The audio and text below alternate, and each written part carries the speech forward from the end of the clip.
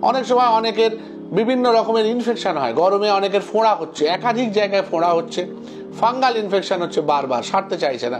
সেই সময় অনেক সময় আমরা সুগার টেস্ট করাই এবং দেখা যায় হয়তো অনেক সুগার ধরা পড়েছে। সেটা হচ্ছে আমরা ডায়াবেটিক ক্যাপিটালে থাকি, আমাদের এখানে প্রতি 7 জনে একজন ডায়াবেটিস। সুতরাং ডায়াবেটিসটা ওর হয়েছে আমার হবে না এই জিনিসটা ভাবার কোনো জায়গা নেই, বরং ওর হয়েছে আমারও হতে পারে, আমারও টেস্ট করা উচিত, এই ভাবনাটা নিয়ে সবসময় চলতে হবে। পুফা আর মুফা বলি আমরা ছোট করে, সেগুলো কিন্তু থাকে, সেটা যেমন সর্ষের তেলেও আছে, ঘিতেও আছে, সানফ্লাওয়ার, স্যাফ্লাওয়ার, ভেজিটেবল অয়েলসেও আছে।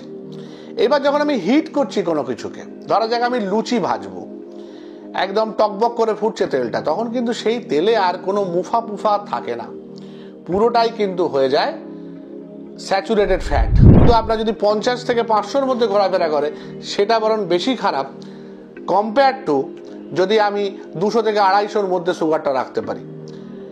এই বেশি ভেরিয়েশনটা, একদিন রসগোল্লা খেলাম মানে সেদিন আমার 350 উঠে গেল, 2টো রসগোল্লা খেলাম মানে 500 উঠে গেল, এইটা বেশি খারাপ। তার থেকে আমি যদি রোজ জানি আমি একটা করে রসগোল্লা খাবো, আপনার ডাক্তারবাবু সেই অনুযায়ী আপনাকে সুগারটা অ্যাডজাস্ট করে দেবেন, সেটা বরং ভালো। ওষুধটা অ্যাডজাস্ট হয়ে গেল, আপনি রোজ একটা করে রসগোল্লা খেলেন।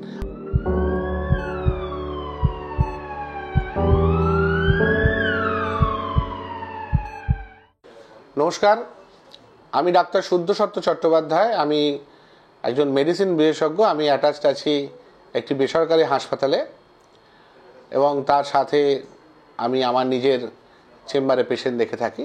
তো আমার মূল স্পেশালিটি হচ্ছে দুটি, একটি হচ্ছে বাত আর একটি হচ্ছে সুগার বা ডায়াবেটিস। আজকে আমরা একটু ডায়াবেটিস নিয়ে আলোচনা করব, ডায়াবেটিসের কিছু টপিক নিয়ে আলোচনা করব, যে টপিকগুলোতে সাধারণত আমাদের কিছু মিসকনসেপশন বা ভুল ধারণা, ভ্রান্ত ধারণা বা অসম্পূর্ণ ধারণা এগুলো রয়েছে। যেমন ধরা যাক ডায়াবেটিস কিভাবে হয়, তার লক্ষণগুলো কি কি। আমরা একজন সাধারণ মানুষের সাথে একটা ডায়াবেটিস মানুষের তফাৎ করব কি করে, বা তিনি তফাৎ করবেন কি করে। ডায়াবেটিসের 3-4টে সিমটম খুব কমন। একটা হচ্ছে প্রচণ্ড জল পিপাসা পাওয়া, 2 নম্বর হচ্ছে বারবার প্রস্রাব পাওয়া, ইভেন রাত্রিবেলা ঘুমের পরও, ঘুমের মধ্যে 2-3 বার অনেক সময় উঠতে হয়।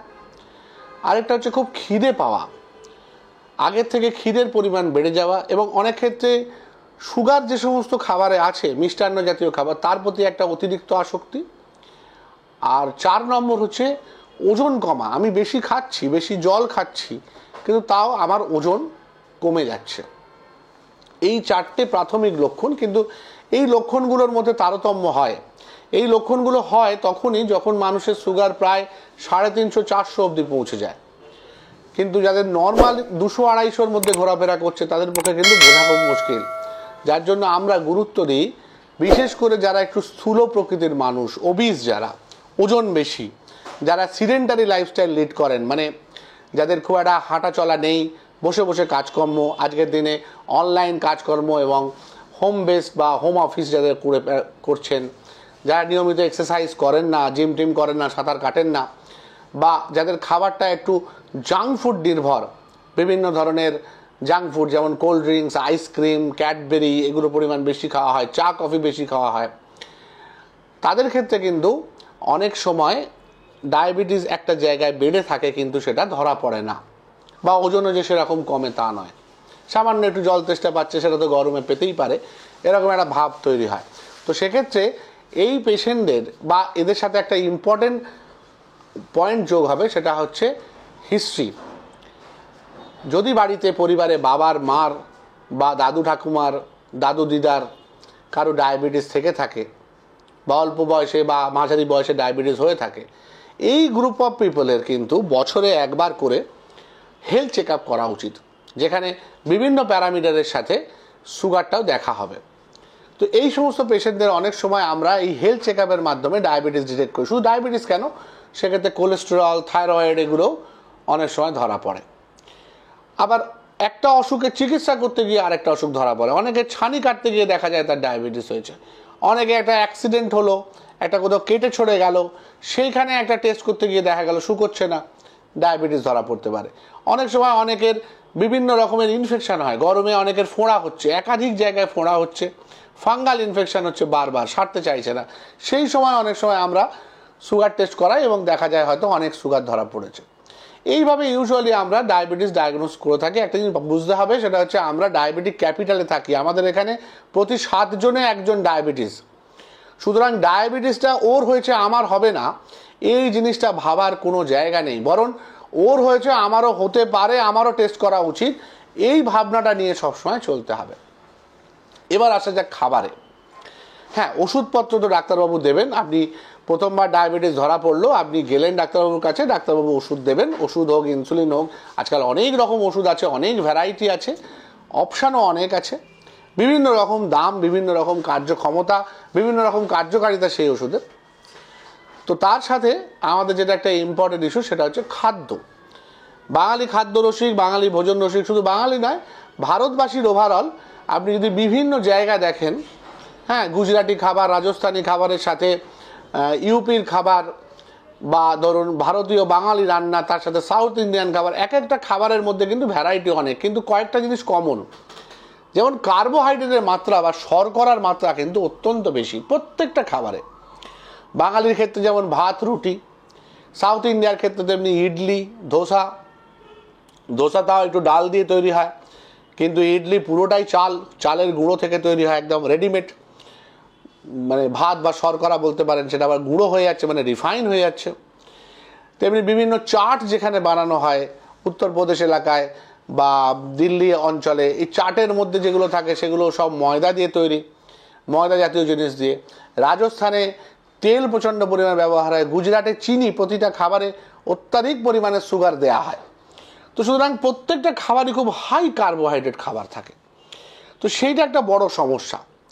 তো আমরা ওষুধপত্র সেইভাবে দিই, কিন্তু কয়েকটা জিনিস আমাদের খেয়াল রাখতে হবে। আমাদের কার্বোহাইড্রেট এবং ফ্যাট মানে চর্বি, এই দুটোকে যতটা সম্ভব খাবারে কমাতে হবে, আর বাড়াতে হবে কি, বাড়াতে হবে প্রোটিন জাতীয় খাবার। প্রোটিন জাতীয় কী কী জিনিসের মধ্যে আছে? প্রোটিন জাতীয় যদি আপনি আমিষ প্রোটিন ভাবেন, আমিষের মধ্যে আছে মাছ, মাংস, ডিম, দুধ, এই চারটে কিন্তু আমাদের প্রোটিন জাতীয় খাবার আমিষের মধ্যে। আর নিরামিষের মধ্যে রয়েছে সব রকম ডাল, তার সাথে রয়েছে সয়াবিন, আর দুধ নিরামিষের মধ্যেই পড়ে, পনির, দই ইত্যাদি এটার মধ্যে সাধারণত থাকতে হবে, এবং এইগুলোর পরিমাণ আমাকে ক্রমশ বাড়াতে হবে। আর কমাতে হবে ভাত রুটি। ভাত রুটি হবে কিছুটা চাটনির মতো, অল্প একটুখানি নিয়ে, বেশি পরিমাণে ডাল, বেশি পরিমাণে সবজি, সবজির মধ্যে আলুটা যত কম নেওয়া যায়, আলু, মূলো, গাজর, ওল, যেগুলো মাটির তলায় হয়, এরকম কিছু সবজি আমাদের অ্যাভয়েড করতে হবে। কোনোটাই কিন্তু অ্যাবসলিউট মানা নয়, সবটাই কিন্তু পরিমাণ কমানো। ভাত একদম খেতে মানা করা হচ্ছে না, তেমনি রুটিও মানা করা হচ্ছে না। ভাত আর রুটি একটা মিসকনসেপশন আছে আমাদের, যে ভাত না খেয়ে রুটি খেলে বোধহয় সুগারটা কম বাড়বে, একদমই নয়। ভাত আর রুটি দুজনেরই গ্লাইসেমিক ইন্ডেক্স কিন্তু এক, মানে 100 গ্রাম চালে যতটা ক্যালোরি আছে, 100 গ্রাম আটা বা ময়দায় ততটাই ক্যালোরি আছে। সুতরাং দুটোর মধ্যে কোনো তফাৎ নেই। তফাৎ কোথায়? রুটি একটা তৈরি হয় 40 গ্রাম, কেউ যদি একটা কি দুটো খেয়ে আটকে যায় তাহলে সে 80 গ্রাম নিল, কিন্তু ভাত 100 গ্রামের কমে খাওয়াটা কঠিন হয়, কারণ ভাতের সাথে এতগুলো তরকারি থাকে যে ভাতের পরিমাণ বেশি হয়ে যায়। সেই দিক থেকে রুটিতে হয়তো একটু কার্বোহাইড্রেটটা কম নেওয়া হয়, কিন্তু সেটা 19-20। কেউ যদি 5টা রুটি খায় ভাত না খেয়ে, ব্যাপারটা কিন্তু একই দাঁড়ালো, বরং বেশি হলো। তো সেই জায়গাটা বুঝতে হবে। তেমনি রুটি যদি আমি একটু চেঞ্জ করে মাল্টিগ্রেন আটার রুটি খাই বা সয়াবিন আটার রুটি খাই, সেখানে কিন্তু আমার আর কার্বোহাইড্রেট ঢুকলো না। তেমনি যদি আমি একটু ঢেঁকি ছাটা চাল ভাত খাই বা ব্রাউন রাইস খাই, সেখানেও কিন্তু আমার কার্বোহাইড্রেট কমে গেল, ফাইবারের পরিমাণ বেড়ে গেল। এবার আসা যাক তেলের ক্ষেত্রে। তেল আমাকে অনেকে জিজ্ঞেস করে যে কোন তেল খাবো। আমি যেটা এক কথায় বলি যে আপনি সব তেল খেতে পারেন যদি আপনি কাঁচা খান। প্রতিটা কাঁচা তেলে কিন্তু কম বেশি পলি আনস্যাচুরেটেড ফ্যাটি অ্যাসিড বা মোনো আনস্যাচুরেটেড ফ্যাটি অ্যাসিড, যেগুলো খারাপ নয় ভালো, পুফা আর মুফা বলি আমরা ছোট করে, সেগুলো কিন্তু থাকে। সেটা যেমন সর্ষের তেলেও আছে, ঘিতেও আছে, সানফ্লাওয়ার, স্যাফ্লাওয়ার, ভেজিটেবল অয়েলসেও আছে। এবার যখন আমি হিট করছি কোনো কিছুকে, ধরা যাক আমি লুচি ভাজবো, একদম টকবক করে ফুটছে তেলটা, তখন কিন্তু সেই তেলে আর কোনো মুফা পুফা থাকে না, পুরোটাই কিন্তু হয়ে যায় স্যাচুরেটেড ফ্যাট, আনস্যাচুরেশন আর থাকে না। সুতরাং সেই তেলে যে রান্নাটা হচ্ছে, সেই তেল আপনার স্যাফলাওয়ার অয়েলই হোক, ঘি হোক, ডালডাই হোক, কোনো তফাৎ নেই। হ্যাঁ, আপনি যদি একটুখানি ওপরে ছড়িয়ে নেন, একটু সর্ষের তেল যদি আপনি একটুখানি কোনো খাবারের ওপরে দিয়ে দিলেন, সেটা কিন্তু খারাপ নয়, একটুখানি খেতেই পারেন। মোটামুটি আমরা বলি যে সারা দিনে 5 চামচ তেল কেউ খেতে পারে, যদি সেটা হিটেড না হয় বা অল্প হিটেড হয়। অলিভ অয়েল খেতে পারেন, খুব ভালো, কিন্তু অলিভ অয়েল যদি কেউ হিট করে খায় তাহলে কিন্তু কোনো লাভ নেই। বরং হিট করে খাওয়ার ক্ষেত্রে অলিভ অয়েলের থেকে ঘি ভালো, কারণ ঘিয়ের জ্বলনাঙ্ক অনেক বেশি, সেক্ষেত্রে ঘি কিন্তু অনেক বেটার যদি আমি হিট করে খেতে চাই, সেখানে কিন্তু অনেকটা তাও স্যাচুরেশন কম থাকে। এই জিনিসগুলো ভাবতে হবে। ফলের মধ্যে ধরুন আম, কলা, আঙুর, লিচু, এই 4টে মূলত আমরা অ্যাভয়েড করতে বলি, কারণ এগুলোর হাই কার্বোহাইড্রেট ইন্ডেক্স। তবে একটা আম খেয়ে যদি আমি 3টে রুটি না খাই, ব্যাপারটা একই হলো। একটা কলা না খেয়ে যদি আমি একটা রুটি কম খাই, বা একটা কলা খেয়ে যদি আমি একটা রুটি কম খাই, সেটা হলে চলবে। এগুলোর ওই ইন্ডেক্স কম্পেয়ার করে নিতে হবে। আর ফল যদি আমরা ঘুরিয়ে ফিরিয়ে খেতে পারি খুব ভালো। আমাদের তো ফলের বাস্কেট রয়েছে, আমরা সোমবার সকালে বিকেলে একটা একটা ফল খেলাম। ধরা যাক আমরা খেলাম আপেল আর পেয়ারা, পরের দিন খেলাম আমরা কমলা লেবু আর মোসাম্বি, তারপরের দিন খেলাম সবেদা আর নাশপাতি, তারপরের দিন খেলাম বেদানা আর জামরুল। এইভাবে যদি আমি 7 দিনে সকাল বিকেল করে 14টার মতো ফল খাই, বা 10টা অন্তত বিভিন্ন রকমের ফল ঘুরিয়ে ফিরিয়ে খাই, সেটা হলে কিন্তু আমার দুটো সুবিধা। একটা হচ্ছে ভিটামিন এবং অ্যান্টিঅক্সিডেন্ট বিভিন্ন পরিমাণে যাবে, 2 নম্বর হচ্ছে গ্লাইসেমিক ইন্ডেক্সটাও একটা স্টেবিলিটি মেনটেন করবে। আরেকটা খুব ইম্পর্টেন্ট খাবারের ক্ষেত্রে, আমরা মনে করি যে একদিন 1 মাসে একটা রসগোল্লা খেলাম কি অসুবিধে হলো, ব্যাপারটা কিন্তু ঠিক উল্টো। ওই একদিন কিন্তু আপনার অনেক হাই সুগার হয়ে গেল। এখন যে নতুন সমস্ত রিসার্চ পেপার বেরোচ্ছে, সেখানে দেখা যাচ্ছে গ্লাইসেমিক ভেরিয়েবিলিটিটা সবচেয়ে খারাপ। মানে আপনার একবার যদি 50 হয়, একবার যদি 500 হয়, আপনার শরীরে যদি 500 আর 50-এ ঘোরাফেরা করে, আপনার রিপোর্টটা হয়তো আপনার মাঝামাঝি রিপোর্ট একটা আসবে। HbA1c যেটা আমরা 3 মাসের অ্যাভারেজ সুগার মাপি, সেটা হয়তো আপনার আসবে যে 250-র মতো অ্যাভারেজ, 7.5 7.6, কিন্তু আপনার যদি 50 থেকে 500-র মধ্যে ঘোরাফেরা করে, সেটা বরং বেশি খারাপ কম্পেয়ার টু যদি আমি 200 থেকে 250-র মধ্যে সুগারটা রাখতে পারি। এই বেশি ভেরিয়েশনটা, একদিন রসগোল্লা খেলাম মানে সেদিন আমার 350 উঠে গেল, 2টো রসগোল্লা খেলাম মানে 500 উঠে গেল, এইটা বেশি খারাপ। তার থেকে আমি যদি রোজ জানি আমি একটা করে রসগোল্লা খাবো, আপনার ডাক্তারবাবু সেই অনুযায়ী আপনাকে সুগারটা অ্যাডজাস্ট করে দেবেন, সেটা বরং ভালো। ওষুধটা অ্যাডজাস্ট হয়ে গেল, আপনি রোজ একটা করে রসগোল্লা খেলেন।